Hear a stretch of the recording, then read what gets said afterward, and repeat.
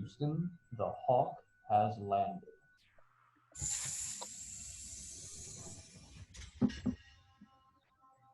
This is one small step for man, one giant leap for college radio.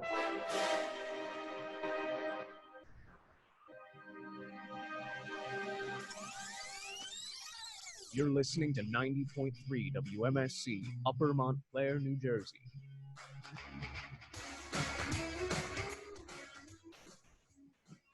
What's up, everybody? Throw away your National Enquirer and get some coffee. It's time for the Wednesday edition of the Morning Buzz Cribs WMSC Home Edition. I hope I got that right. I'll get it right next time if we have the chance. I'm Jamgochian. I'm the host, and I'm so glad to be here in this time of Morning Buzz. I mean, come on. It's the Morning Buzz. I have so much fun doing this with my two co-hosts and everyone else that joins the show. I'm joined with, please introduce yourselves. I'm Julia Ryan. Welcome to my crib. You can only see a small part of it, but you're welcome. I'm Leslie Gallagher. Welcome to my blank wall. I think, Leslie, you should put like a backdrop of like, you know, you're in outer space or like in the ocean. Yeah, pretend you're at the beach or something.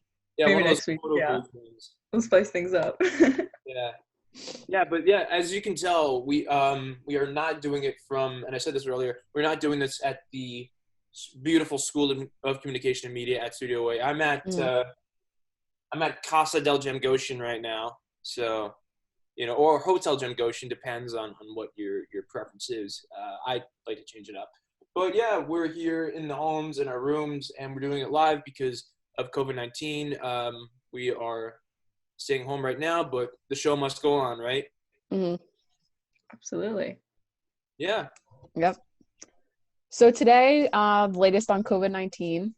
And we have more stories on how local musicians remain engaged in their studies. And we will also be joined by our award-winning Station Manager Hiral Patel. And later on, with the Director of the School of Communications and Media, Keith Strudler. But before that, we have Leslie Gallagher. So please give us the news, Leslie.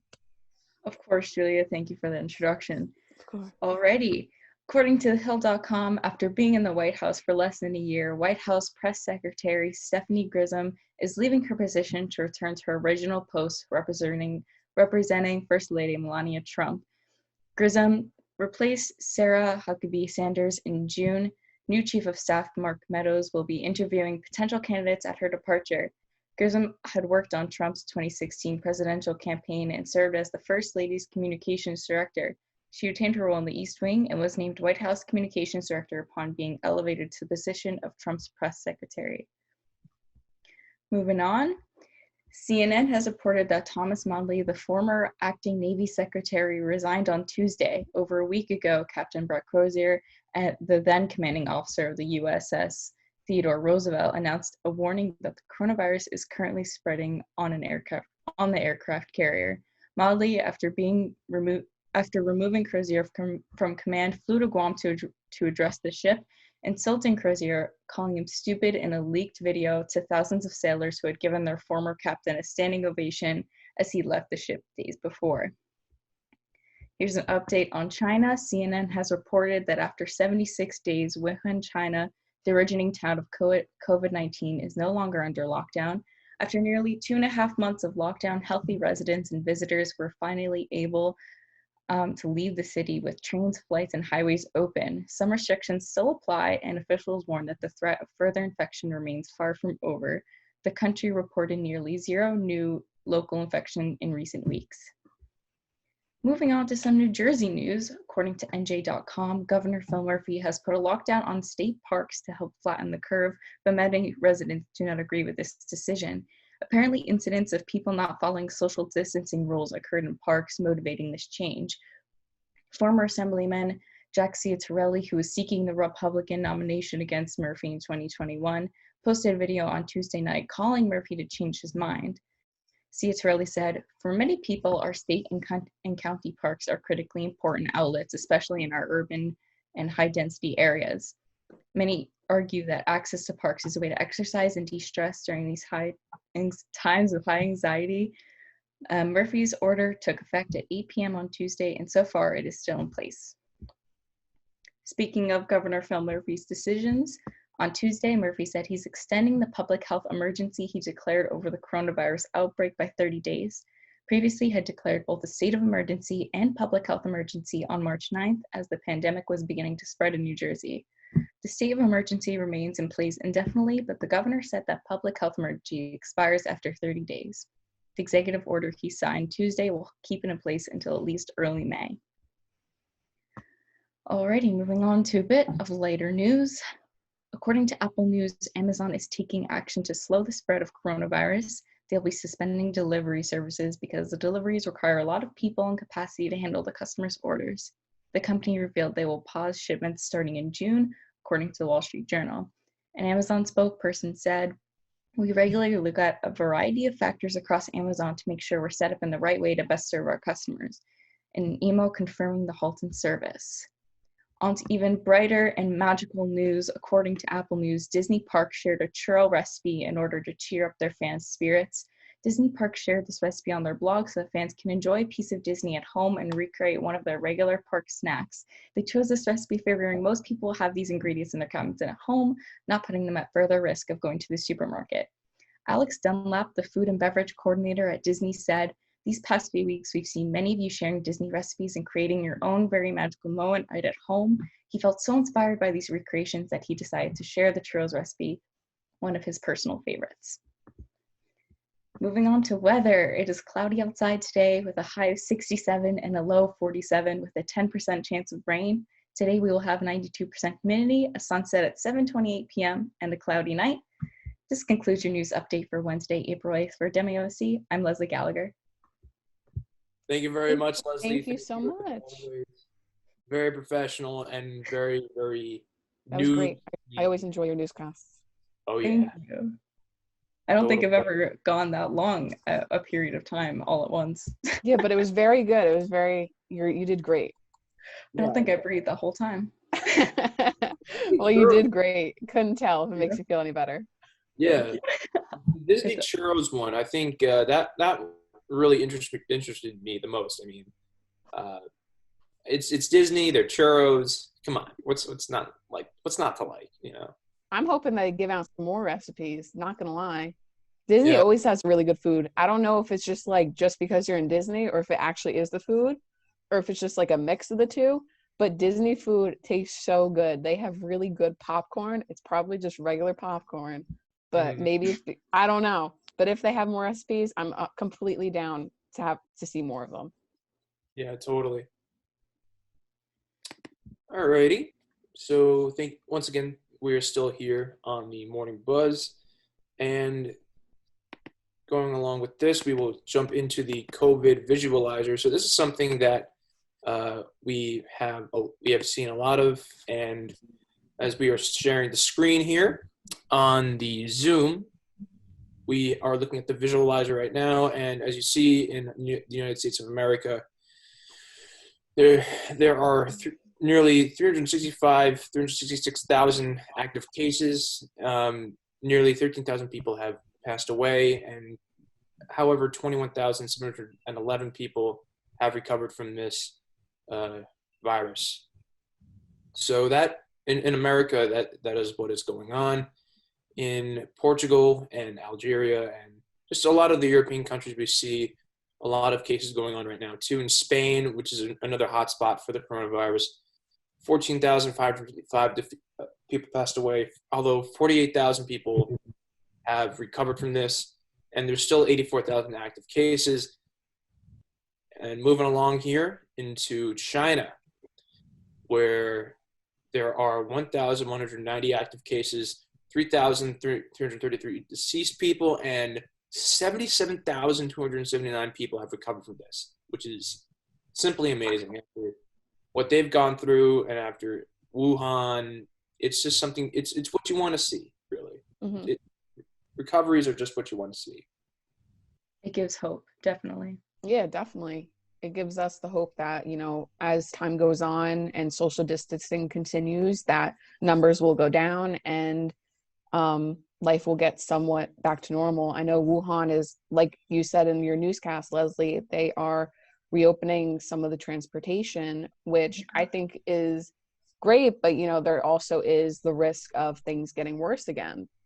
Absolutely. It's like those were the places where they were spreading the most. But Mm-hmm. I mean, now they feel like they're ready to finally open up those places. But like they said, like there's still risk, and there probably will be for a long time. But they're taking Mm-hmm. that big step to, you know, try to normalize things because now they feel like they're safe. Mhm. And of course, here in America, we are learning that this virus is affecting the African American community, Mm-hmm. and seeing how this is occurring in big cities like New York, Detroit, Miami, Cleveland. Like it's just not, you know, seeing this occur in the United States. It's just it brings a tear to your eye. It really puts such a kind of damper on this whole situation, because you know this mostly has to do with the fact that only 20% of the population is able to work from home. Mm-hmm. It's true.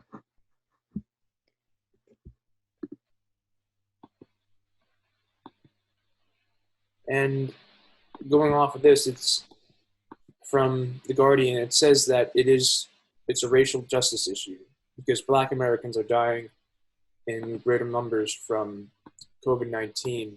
And really, I did see a video of, Julia, I think you saw this one. I remember you telling me earlier, of the bus driver from Detroit who said that a woman coughed on his bus, and 5 days Mm-hmm. later he was infected with COVID-19 and he passed away. So it's Yeah, just, yeah. yeah, it's really upsetting. I was only told about the video yesterday, so it was very recent to me, and it's very upsetting. Because in this video, you could just see how upset he genuinely was. And the thing is, like, when you're working in an environment like that, it's very hard to say anything about it to someone in the public. If you are working in a certain kind of industry, it's not like you can say like, oh, like cover your mouth or anything like that. You know what I mean? So it's really upsetting, especially because people in these cities, like Louisiana has the fourth largest number of COVID-19 cases in the country, and a majority of the deaths were Black Americans. So it really is, it's really sad. Like slightly more than 70% of the deaths were from African Americans, and it just makes you wonder, like, why is it that way? Yeah, they're definitely like looking to, you know, dig into that. Like they're realizing that the statistics of more African Americans getting the virus, maybe it's like more likely to get them for some reason. So I guess they'll be looking into that soon. Now that they've noticed that, which we should definitely get more information on, you know? Mhm. And you mentioned Louisiana, and New Orleans has the majority of the coronavirus deaths, where Black Americans make up 60% of the populations of New Orleans. And slightly, the governor, John Bell Edwards, he said that there are more than 70% of coronavirus deaths in Louisiana are made up of African Americans. So it's just it's a heavy imbalance that are coming out of these cities like Detroit, Chicago, and Milwaukee. They're in the Midwest, but they're also making up all the deaths right now. Mm-hmm. And we also mentioned the Detroit bus driver. He was Black, and Detroit is almost 80% Black, and it has the most concentrated coronavirus cases in the state of Michigan. So. Mm-hmm. Yeah, even though doctors say that the virus doesn't discriminate, there obviously is some underlying like statistic there. And originally, like I saw this on the news, I didn't understand why they were, you know, looking into that. But now after reading stories and seeing stuff like this, I completely understand. The good news is, though, that New York City is seeing less people come to hospitals and social distancing is starting to work. So let's hope that this is going to help other places like Louisiana too. I honestly think it will. We're seeing like this sort of ripple effect from like, see, now China's recovering and now we're going to start recovering as well. Now that New York is starting to recover, maybe New Jersey will as well. So that's what we have to look forward to. Exactly. I'm really hoping that things will recover soon.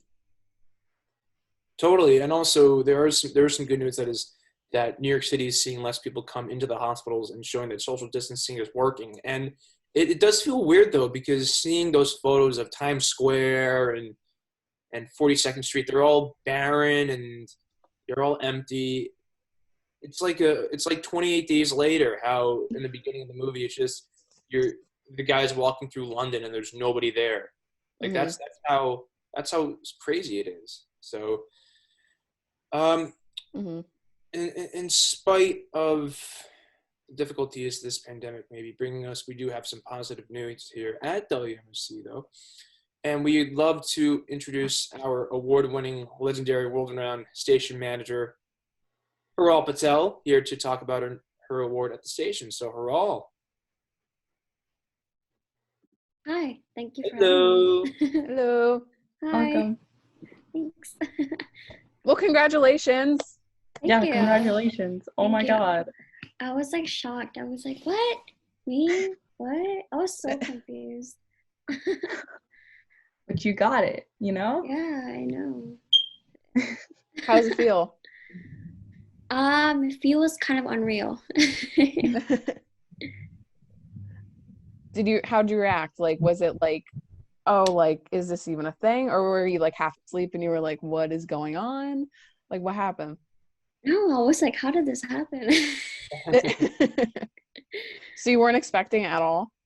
No, I wasn't. I was actually surprised. Yeah, but knowing this and knowing how being a station manager takes a lot of hard work and determination. So what drove that hard work and determination? What made you want to go for this position? Yeah. So, I mean, I'll just tell a story all over. It's a classic story. So my freshman year, the former station manager was Juan Kantla. And I remember applying for the position. I remember doing station manager and I believe music or news. And so I came in there and Annabella asked me which position I want to go for. And I pretty much said I want his position. And, it was not, and it became like the joke now. And I think it was more of doing more. I felt like I could do a lot more at the station to kind of open up a lot of opportunities to people. Especially because I know during the time I came in, School of Common Media was under construction. So I already figured we're going to be moving to this new building and things are going to change because more and more people were showing up. And I've noticed a lot of diversity among the station. And that's something that I love. And I want to be that voice, if that makes sense, to people that are from different backgrounds. Wow. That's a really good story, actually. Thank you. Yeah, that's a great motivation to like be a leader. Like, that's awesome. Thank you. Yeah, and we want to take a moment to look at this announcement here on Twitter. From WEIU, Leela Schroff from KMIH, Evan Pfeiffer from WCAL, and Hiral Patel from WMSC. The winner for Best Student Station Manager for 2020 goes to Hiral Patel, WMSC. Congratulations. And there we go, Hiral. That is so great. I'm so proud of you. Thank you. I can't imagine what that must feel like. Like, oh my God. Like, I'm sure you were like all like stunned, like, oh my God, that's me. Yeah, that was exactly my reaction. As soon as I got the notification, I was like, oh wait, that's me. That's my name right there. Obviously, it's like a really difficult job. Like, what are some of the challenges that you've had, especially going to school and still being a student? Like, what are some of the things that you do to motivate yourself to be better and like get through these challenges of the job? Yeah, so some of the challenges I definitely face, and you know, this can be to everyone. It's you know, understanding where people are coming from. You know, differences of opinions.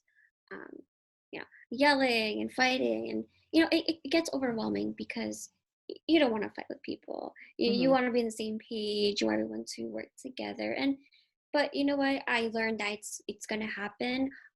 Good things come out of arguments.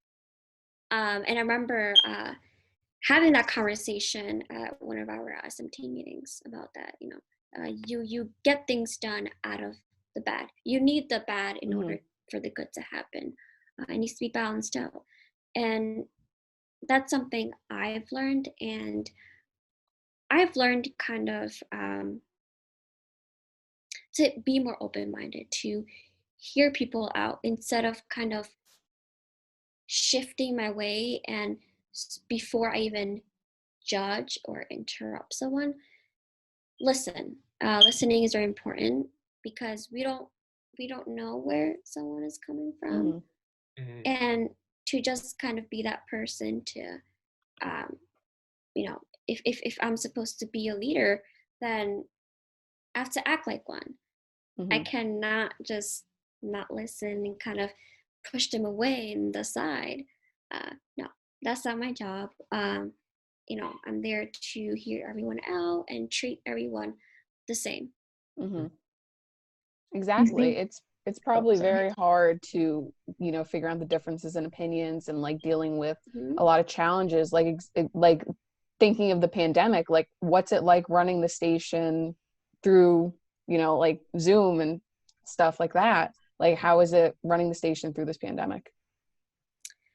I think it's, you know, at first I thought it was going to be hard, but the reason why I thought that was because in my head I'm wondering, okay, I mean, you know, we can definitely continue making content and doing more things remotely, but how many bodies do we have?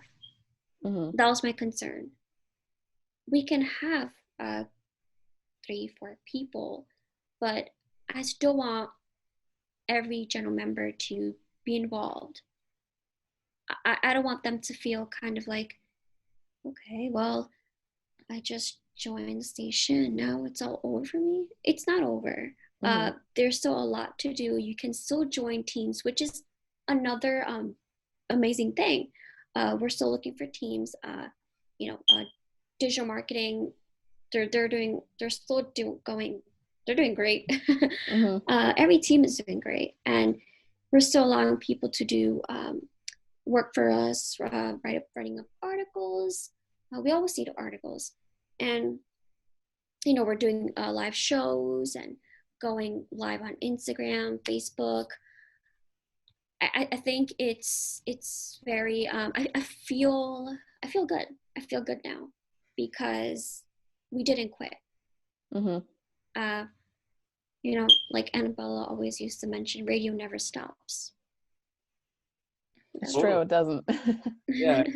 Do you have any plans for when you graduate, and what do you want to do in the future? Yeah. So, yeah, I've been applying for a lot of jobs. I definitely want to work in the broadcasting field for sure. My main goal, like my dream job, has always been to become a news reporter. I've had that idea since I was like 8 years old. I know, silly, right?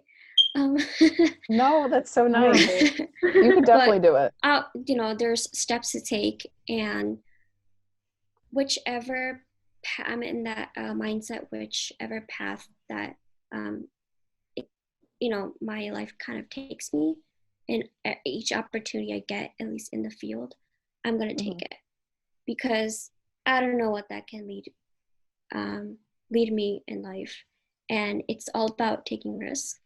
And I've been very big on taking risks lately, kind of just going out of my way and just doing it instead of overthinking and telling myself that I can't do it when I can. And anyone can do anything if you put your mind to it and you make that effort. Is there an example that you could give us of a risk you've taken recently to give us an idea, if you're comfortable with that? Yeah, no, there's a lot. Okay, so one of them was definitely I'm an internship. This was before we went remotely. So I have like 2 story pitches to do. One was on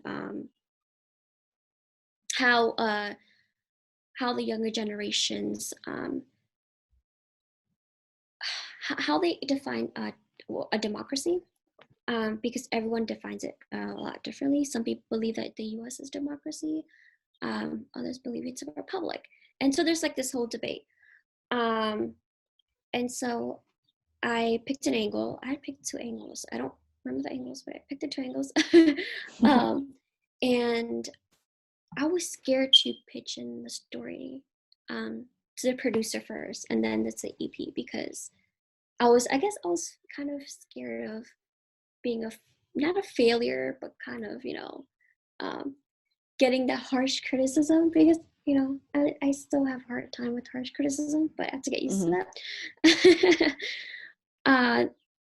But, I told myself, like, you know what, I'm just going to do it, because if this is what I want to do, it's something that I have to just do it, just like any other reporter. And so I wrote up my pitches, and I sent to the producer, and she told me, she was like, the first one is really good. Explain it more to me. I explained to her the whole pitch and why I wanted it, what the purpose was, and why they should look into that segment. And she loved it. And then she emailed the EP, and she sent my pitch to her. Wow. Yeah. So that I was scared, but Yeah. And we heard that you got the opportunity to get a graduation photo before the school closed, and we actually have the photo here. Yeah, it was legendary.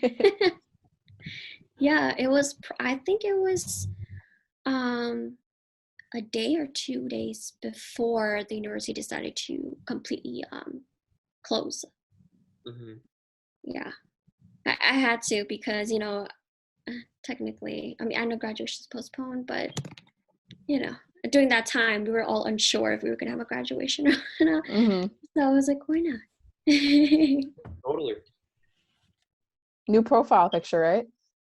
Yeah, I know, that's definitely a new profile picture for sure. Yeah. Hello, can you guys hear me? Hey. Hello. Hey, what's going on? Yeah. So we're joined by Dr. Keith Strudler, Director for the School of Communication and Media at Montclair State. Dr. Strudler began hosting the Director Chat on Wednesdays at 2:30 p.m., the traditional slot for the colloquium. So, Dr. Strudler, so is this like a colloquium? And I know you bring guest speakers, but it's not mandatory. So what is the goal of the meetings beyond that connection to students and you when they're no longer on campus? Hey, folks. So first of all, it's great to be here. I want to make sure I'm coming through trying to set up my podcasting mic so you're getting some clear audio. Yeah, Can you hear me well? Yep. Yeah, we're coming in fine. All right, good. And I've been working with Professor Steve McCarthy on my lighting situation, although I haven't quite gotten that set yet. So the idea behind these directors' chats is to help, first and foremost, maintain a sense of community amongst everyone in the school. I think one of the most challenging parts of this entire situation is that,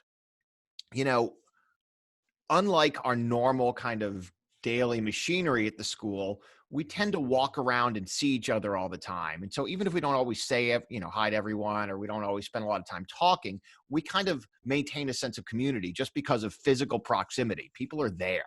And so once we kind of spread out, and I understand colloquia were an interesting part of that because it helped people actually get in a room together and hear from industry experts. And that was really cool, but more than that, when we spread out virtually, it's not as if you're not going to be able to get quality education. I know faculty are doing a really good job and they're giving you guys some really, really important skill sets and instructional lessons that will probably go a long way in helping you towards the jobs that you will eventually have, as opposed to what we thought probably before this crisis started. But so these directors' chats serve two focuses. And the first one is to make sure that we have the opportunity to come together as a school and kind of see each other, talk to each other, ask questions, and do all the things that would have happened kind of in person if we were actually, at the university. The second thing is, I think more than ever, people are really interested, and I guess, I don't like to use the word frightened, but in some cases frightened of, hey, what's going to happen next, right?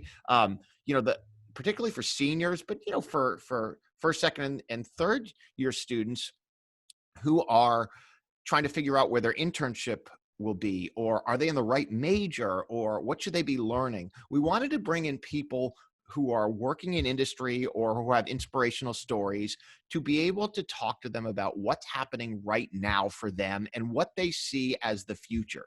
So, for example, last week we brought on Jack Jacobs, who was, a very inspirational military hero, has an incredible work history both in finance and now more currently with NBC.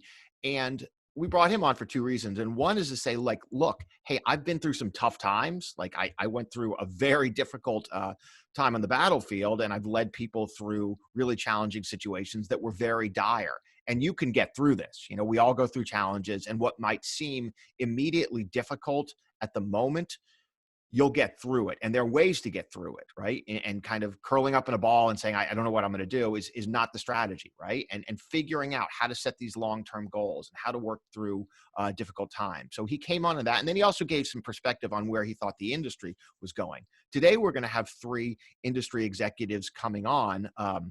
Al Prado, from vice president at ABC, Harold Bryant, who is an executive director at CBS, or executive producer, at CBS Sports, and Amnika Thompson, who is an executive producer for MSNBC. They're all on the front lines right now of how are we changing on a dime and still offering kind of news and programming that may be more important than ever, and doing it in a way that we never thought possible.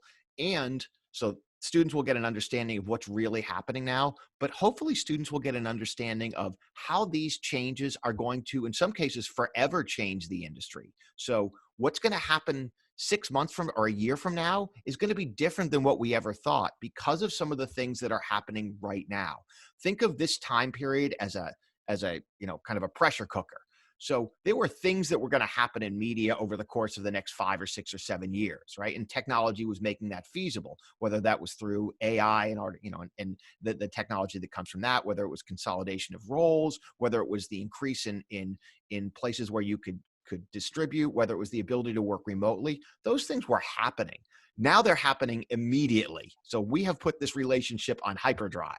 And so they're going to speak about that, but they're also going to speak a little bit about these are the opportunities that will eventually come. This is what we think our hiring is going to be now. Obviously, everyone's scared about what about my job? What about my internship? They'll be able to speak to a little bit of that and hopefully give people both some advice and hopefully some reassurance that there are going to be careers and jobs. It may seem frightening right now. There are going to be jobs. This is what we're going to be looking for. This is when we think that's going to happen. And this is what you really need to focus on, right? These are the things we now know are crucial. So that's what we're hoping to offer to students and to let them have the back and forth and interaction. Yeah, and definitely. This whole situation right now, as you mentioned, for new students, that we're maybe watching the 6 o'clock, 7 o'clock news, and we're seeing newscasters from their houses. And like I watch MLB Network. I'm a baseball fan, so I see MLB Tonight, and they're broadcasting from their homes. They're doing drills from home, and it's really bringing in the new kind of technology and new kinds of strategies to really get the show going, because the show must go on, and the news keeps on coming. So yeah, Yeah, and so I mean, I actually traded emails with Willie Geist. That was a huge name drop, by the way.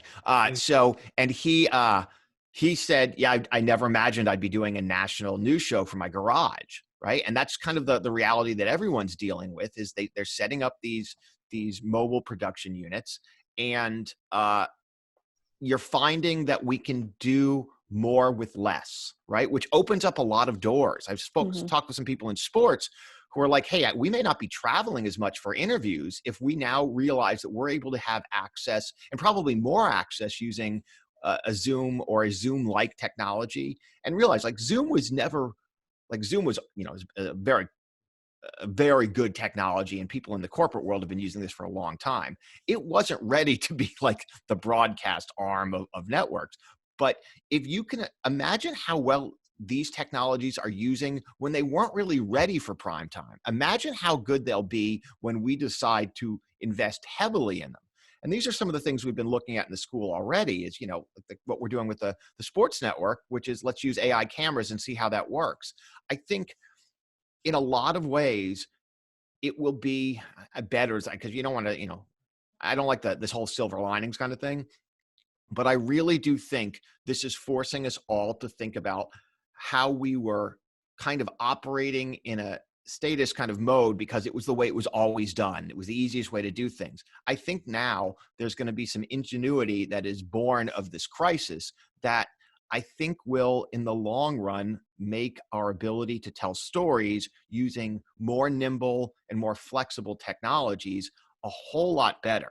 And I also think it's enforcing a narrative that, you know, that the public's appetite is truly for story. I think people got very wrapped up in this machine or that machine or this aesthetic or that aesthetic. And I understand we're all lowering our standards right now because we'll take what we can get.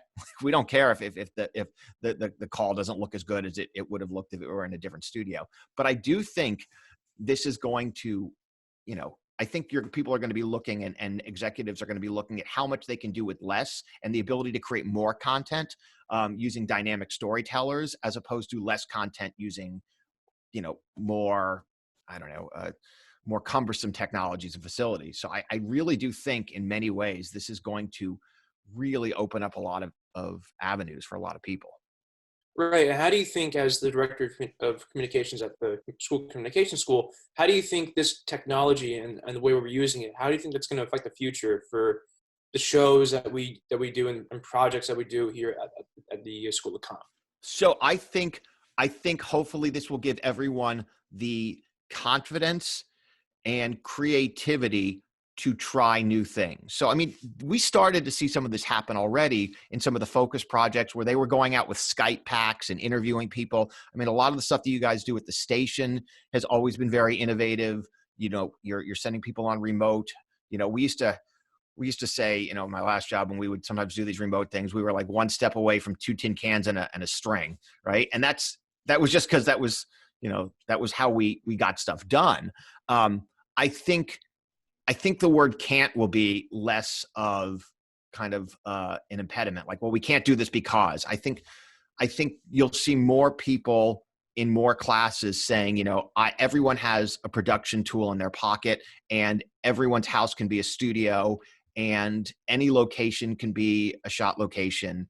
And I'm guessing and I'm hoping people will realize it's important to create more content and use the tools that you have and become more innovative and use the distribution means that you have and, you know, look at different forms of software. So in many ways, this is going to be a question for students and faculty, but I believe, and this will be something we'll probably start talking towards the end of this semester as we get through this immediate crisis, which is, all right, what are you all doing and how are we doing it better? And we'll continue to have those industry conversations. But I think we were moving there already. And I think the Red Hawk Sports Network was a really good example of how we were kind of getting there. I just think this is going to make us even more nimble and more creative. And I want to see, you know, my perspective, I want to see more content. I want to see more stories, more content. And, you know, it didn't take a lot of these people a whole lot of time. I mean, people who had never touched a camera before in their lives were all of a sudden producing from their living room. So I'm ready to see more of that. Right. And, I think it is the right thing to do, especially with everything going on. But how, being that you're a sports fan, being a lot of us are sports fans, how is sports being canceled affecting you? It's killing me. It's killing me. Oh, my gosh. I mean, so it really is. Now, I mean, it's totally killing me right now, right? So right now, I mean, you realize we should all be like exhausted from staying up way too late from watching the NCAA championships, I believe Monday night.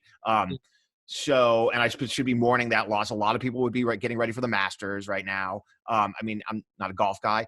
I'd be looking forward to the French Open. I'm a big Tour de France fan. Like all of these things. I mean, it's killing me. So, and there's a reflexive thing where you just naturally kind of turn on the TV at night. And I don't usually watch a ton of live games because I just don't feel like I have the time, and I get bored.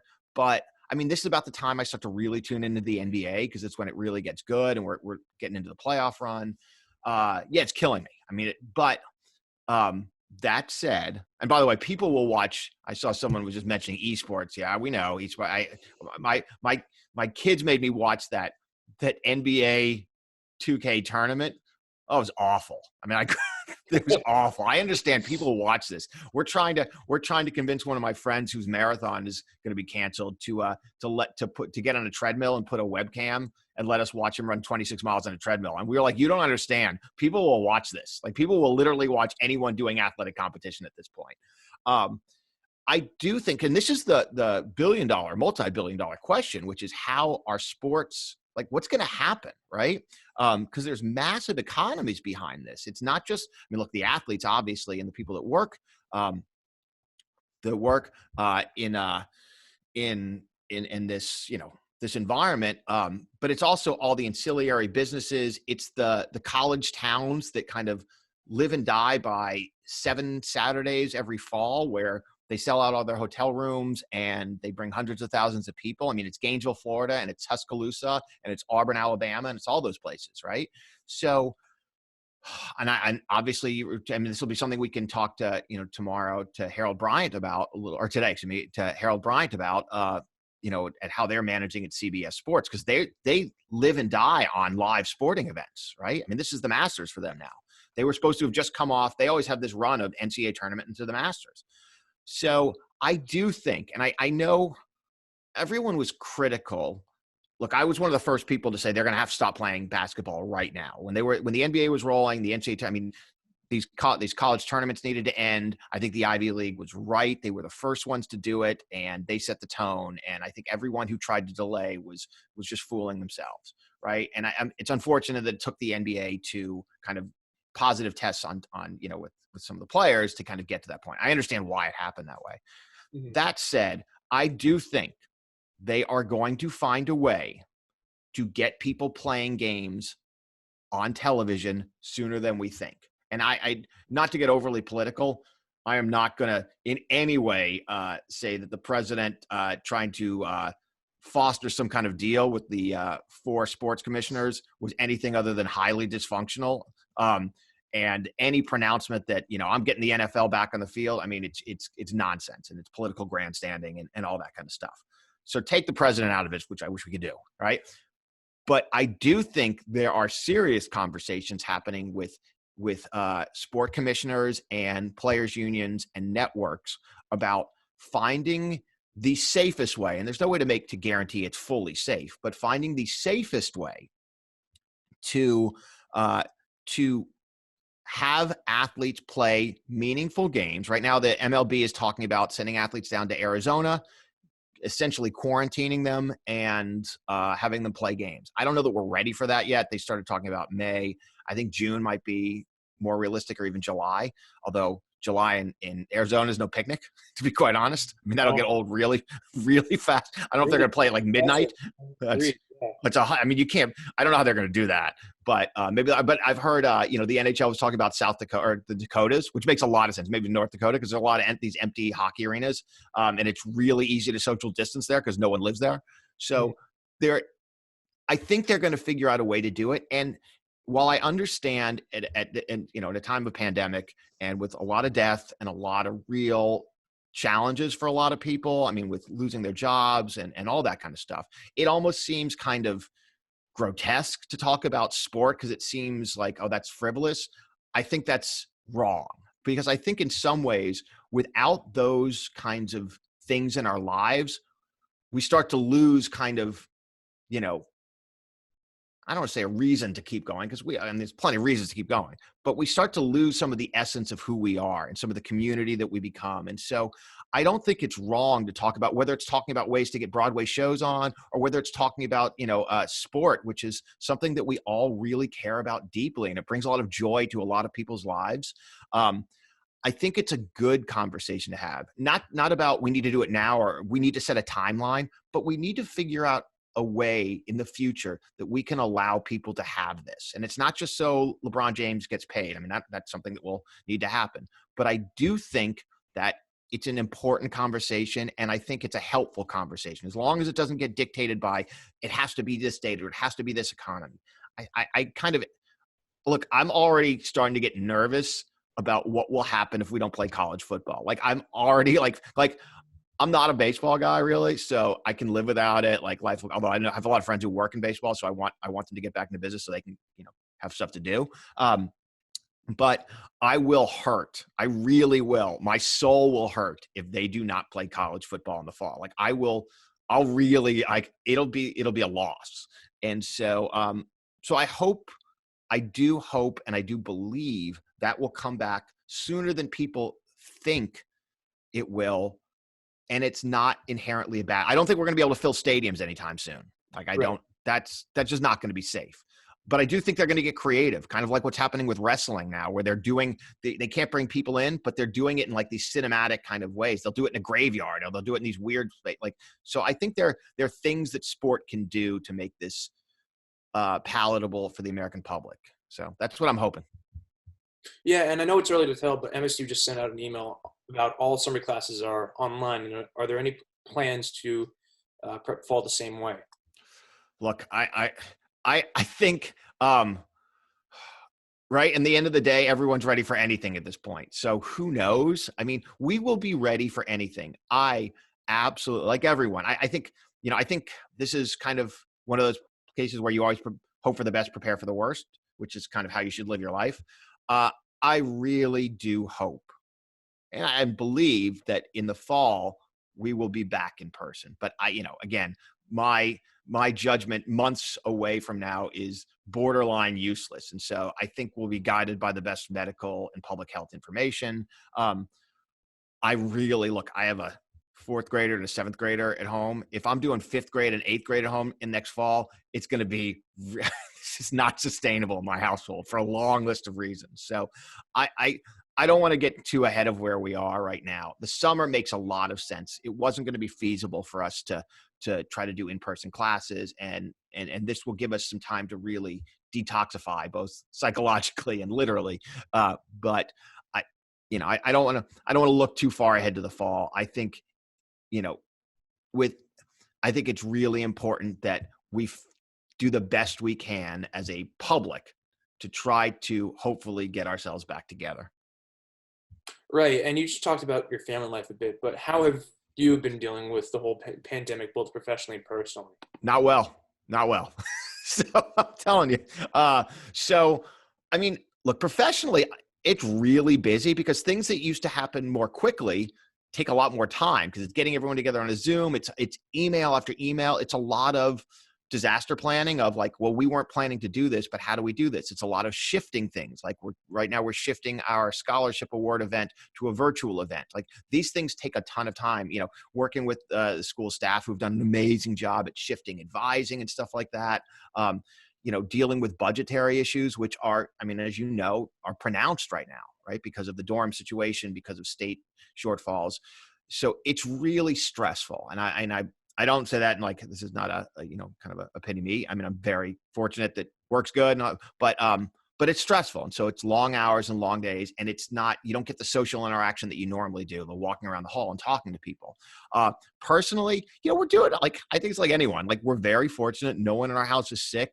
My wife and I both have jobs, and the kids, our school district is doing an amazing job keeping these schools, these So I huge shout out to Brookside and Allendale. Like, they do an incredible job, and I'm like amazed at how well they've done. But it's tough. Like, and there are no rules anymore in our house. Like, any Xbox game, like, oh yeah, whatever. Like, it's fine. Play whatever you want. Like, we barely had a video game system in our house. Now it's like anything you want. We like stuff that would never happen. Like, we start movies at 9:30 at night. Like, we start movies at 9:30 at night. We're like, yeah, let's watch Return to the and gather around the TV. Yeah. You know? But I mean, like 9:30 was time to wrap it up. Now it's like, oh yeah, let's like Return to the Jedi. That sounds great. A 3-hour movie. That's fine. Let's do it. So you just have to, we're going to the backyard a lot of soccer practice on the net. So I don't want these skills to erode. So there's a lot of that going on. Right. Totally. Well, thank you very much, Dr. Strudler, for joining us today. For all students who want to join, Dr. Strudler is hosting the director chat today at 2:30 with 3 industry players via Zoom. Thank you for joining us. And you can find that all on Twitter, and it's been sent out to all the students. So alumni, everyone's welcome to join. We've got a huge webinar license, so we can accommodate hundreds and hundreds of people. So please join us. Great. Thanks again. Thanks, all. Everyone stay safe, stay healthy, and keep up the good spirits. Awesome. Thank All you. right. You too. Thank you. Bye. Bye-bye. Thank you so much. All right. So we always he's a great interview, by the way. I love having him on. We always like to focus on some of the positive side of this pandemic. And there is some news coming out. A family cheers up their neighborhood by spending 6 hours coloring each brick of their house with rainbow chalk. That is some determination there. Like, that's amazing. It really is. Yeah. An English family spent 6 hours coloring in every brick of their red brick terraced house with sticks of jumbo chalk to create a rainbow house to try and bring some cheer to others during quarantine. A 26-year-old mother, Fern Taylor, started this act of kindness with her 2 daughters, Arabella and Matilda, after they saw a Facebook post about a family doing half of their house. And they went through 40 sticks of jumbo chalk. 40 sticks. That's like, wow. That's hardcore determination right there. And after the kids did it for a half an hour and got tired of doing it, their parents finished the rest of the house since they knew it would bring so much joy to everyone. And they said that so many people are stopping in front of the house, smiling and taking pictures of the house, and even an ambulance stopped to tell the family that they loved it. And it just shows that, something simple like this can go a long way.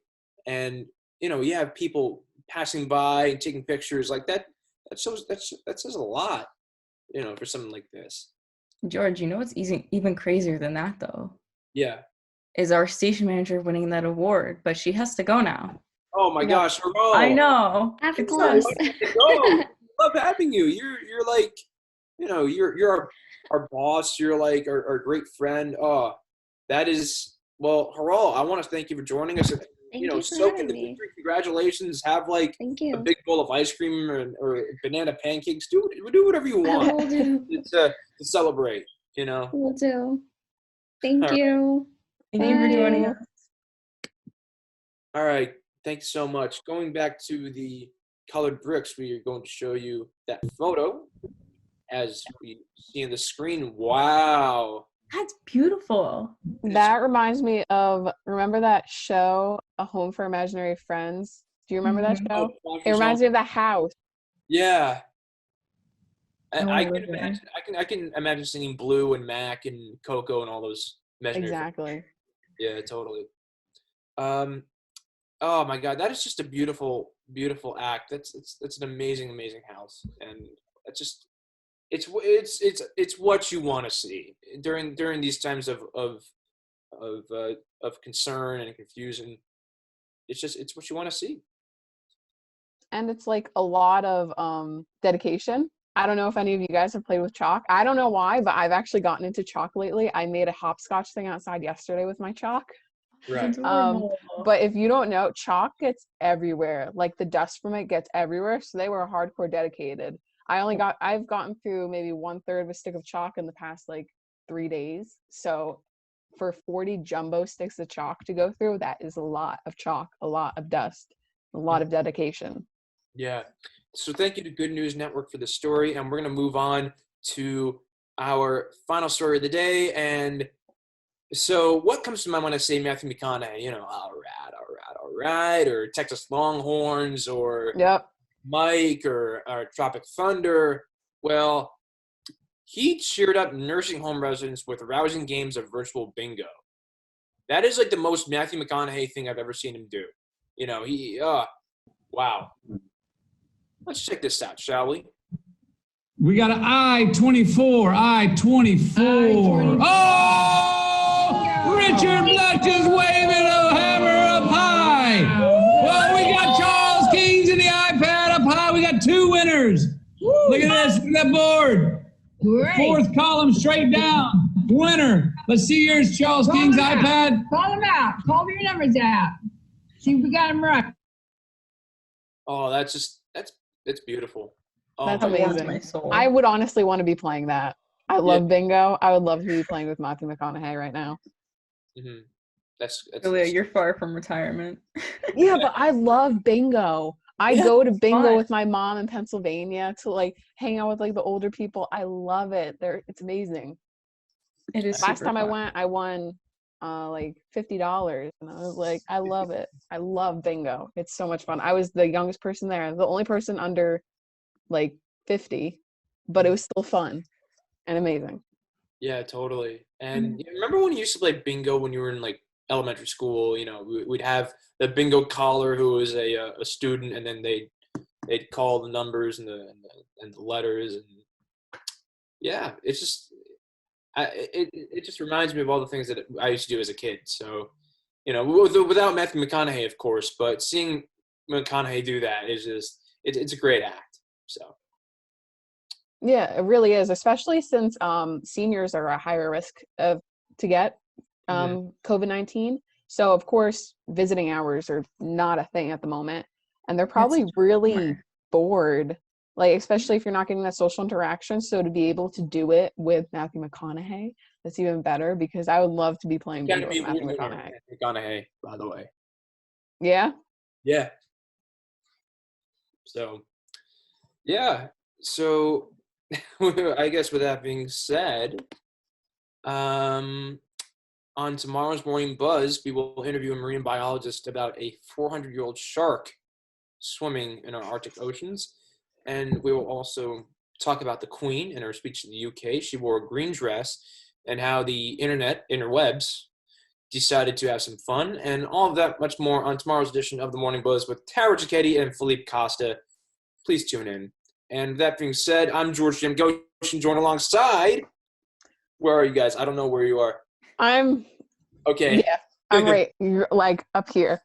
Julia Ryan, thank you everyone for joining us. And Leslie Gallagher, thank you everyone for joining us today, this Wednesday morning. Hope you have a good rest of your day. Have a great day, everyone. Stay safe.